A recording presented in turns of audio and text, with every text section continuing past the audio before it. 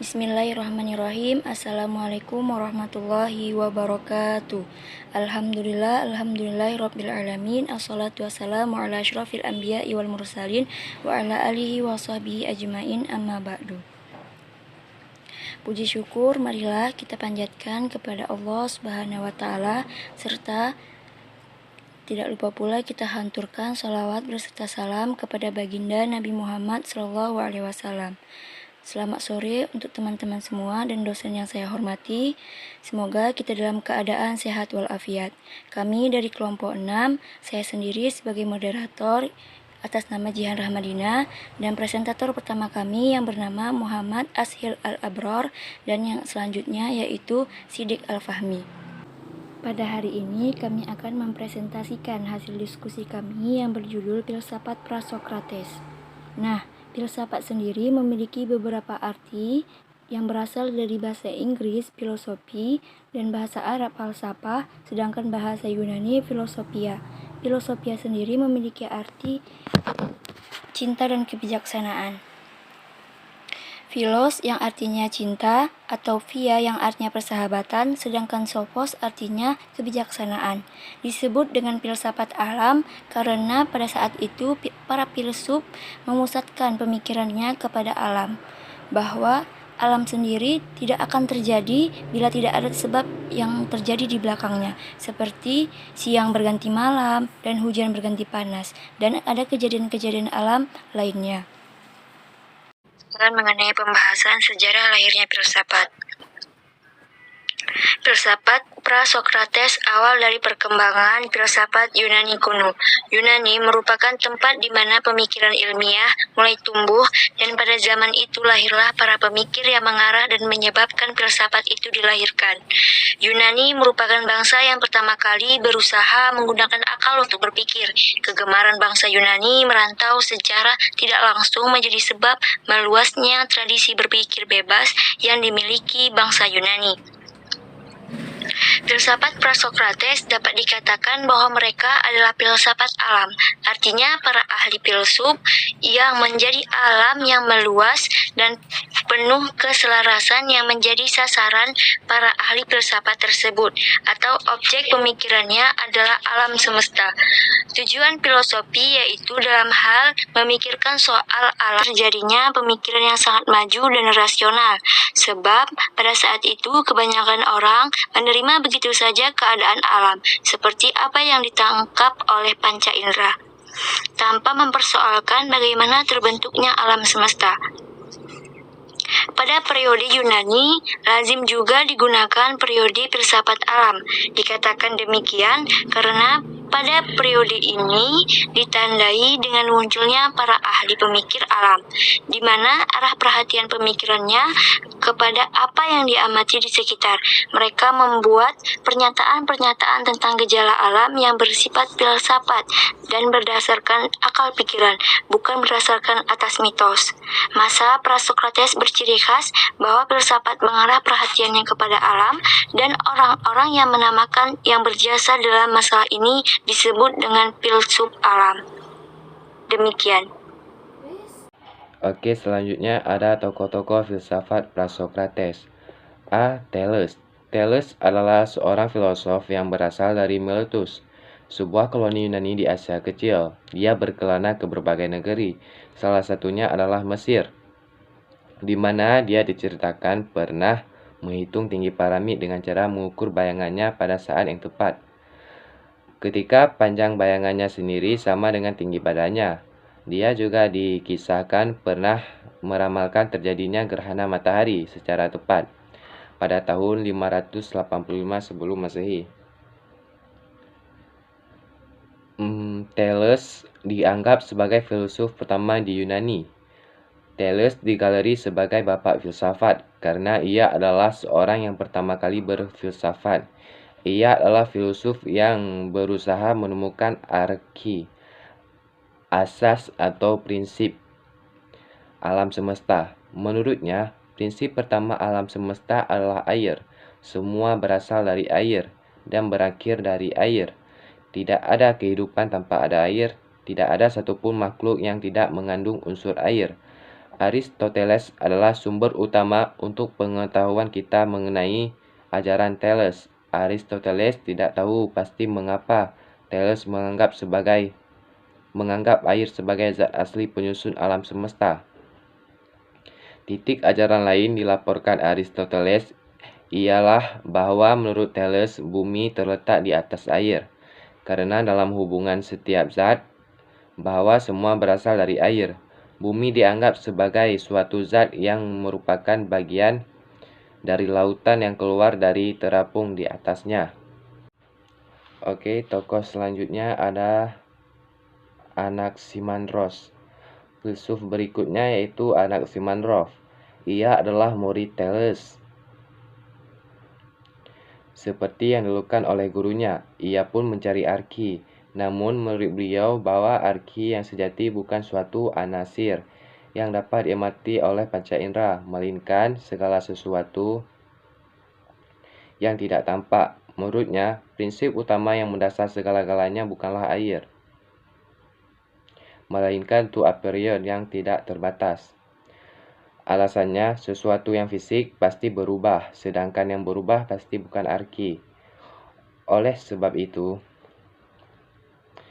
untuk mencari arki, kita jangan terkecoh oleh unsur-unsur fisik. Di dalam non-fisik itu, Anaximandros menemukan to aperion. Segala-galanya tidak terbatas. Jumlah benda-benda fisik yang dapat diamati adalah tanpa batas. Demikian juga hanya dengan benda non-fisik. Bilangan atau angka tidak terbatas. Keinginan-keinginan tidak ada batasannya. Bahkan, batas pandangan atau horizon kita tidak terbatas.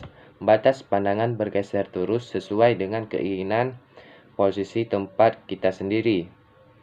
Menurut Anaximandros, semua makhluk hidup berasal dari air. Tokoh filsafat Prasokrates. Anaximenes, menurutnya asal-usul segala sesuatu adalah udara. Seperti jiwa menjamin kesatuan tubuh kita, begitu pula dengan udara melengkapi segala-galanya.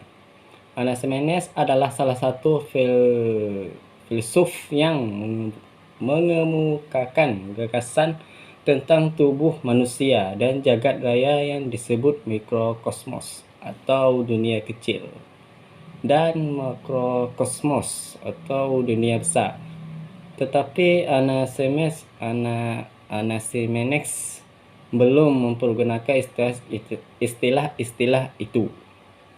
Udara melahirkan suatu benda di alam semesta karena suatu proses seperti pemadatan dan pencairan, condensation and rarefaction. Kenapa udara? Karena udara merupakan bahan dasar yang membentuk semua benda yang ada di alam semesta. Jika kumpulan udara sangat banyak, maka ia akan berubah bentuk menjadi awan atau sesuatu yang dapat dipandang mata. Jika basah, maka ia menjadi air hujan. Dan jika awan semakin padat, maka ia menjadi tanah atau batu atau bahkan badan manusia. Ahli sejarah mengemukakan bahawa gagasan Anaximenes adalah suatu kemerosotan dibandingkan gagasan Anaximandros. Alasannya karena pemikiran Anaximandros lebih subtil serta spekulatif. Tetapi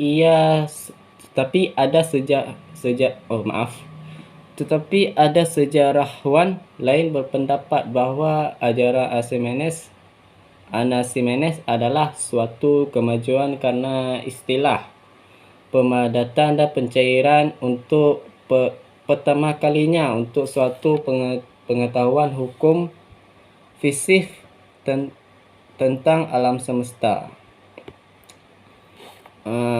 Kemudian tokoh yang selanjutnya Heraklitus. Heraklitus hidup di Efesus di Asia Kecil sekitar tahun 5000 maaf 500 sebelum Masehi. Ia adalah Heraklitus. Heraklitus hidup di Efesus di Asia Kecil sekitar tahun 5000 maaf 500 sebelum Masehi. Ia adalah kawan sejaman yang Pythagoras dan Xenophon. Cuman dia lebih muda dari mereka. Heraklitus lahir pada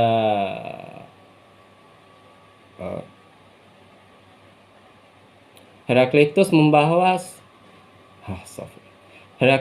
membahas mengenai metafisika. Menurutnya segala sesuatu dalam itu mengalir, berubah-ubah. Tidak ada sesuatu yang tertinggal mantap tanpa mengalami perubahan. Saya ulang, tidak ada sesuatu yang tertinggal mantap tanpa mengalami perubahan. Sesuatu yang dingin menjadi panas, yang panas menjadi dingin. Kosmos tidak pernah berhenti atau diam dan selalu bergerak. Dan bergerak berarti berubah. Gerakan senantiasa menghasilkan perlawanan. Kemudian Heraklitus mengemukakan argumen bagi filsafat, iaitu you cannot step twice into the river for the fresh water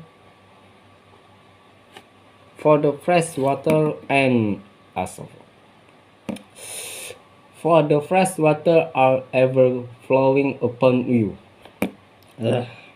Yang artinya kamu tidak akan terjun ke sungai yang sama 2 kali karena air sungai itu selalu mengalir. Sumber dari perubahan itu adalah api. Ia berpendapat bahawa Heraklitus mempunyai keyakinan yang lebih besar pada apa yang dilihatnya daripada yang dirasakan. Segala sesuatu terus mengalir, kata Heraklitus. Segala sesuatu mengalami perubahan terus menerus dan selalu bergerak. Tidak ada yang menetap. Karena itu kita tidak dapat melompat di sungai yang sama. Heraklitus mengumumkan bahawa dunia ini dicirikan dengan adanya kebaikan. Sekian, nama saya Siddiq Fahmi. Wassalamualaikum.